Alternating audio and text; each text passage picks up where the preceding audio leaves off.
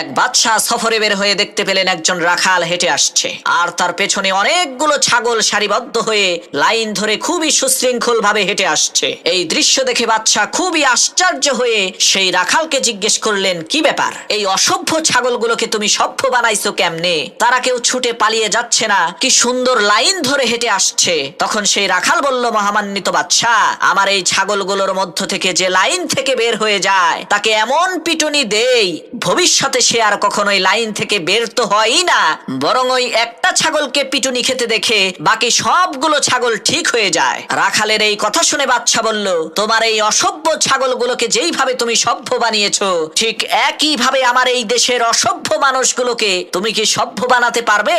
রাখাল বলল, হ্যাঁ পারবো। বাদশা বলল, তাহলে আজ থেকে তুমি প্রধান বিচারপতির দায়িত্ব পালন করবা। পরের দিন এক চোরের বিচার হবে। প্রধান বিচারপতির দায়িত্বে থাকা সেই রাখাল হুকুম করলেন, আমি মহান আল্লাহ রাব্বুল আলামিনের পবিত্র কালাম কোরআনের বিধান অনুযায়ী ফয়সালা করছি, তোমরা এই চোরের হাতটা কেটে দাও। রাখালের এই কথা শুনে উজির বললেন, বিচারক মহোদয়, আপনি তো নতুন বিচারকের দায়িত্ব পেয়েছেন, তাই হয়তো বা জানেন না এই চোর কিন্তু আমাদের নিজেদেরই লোক। তখন বিচারপতি রাখাল বললেন, তোমরা এই চোরের হাত কেটে দাও, আর সাথে সাথে এই মন্ত্রীর জিহ্বাও কেটে দাও। রাখালের এই একটা ফয়সালা কার্যক্রম হওয়ার কারণে দেশের মধ্যে শান্তি চলে আসলো।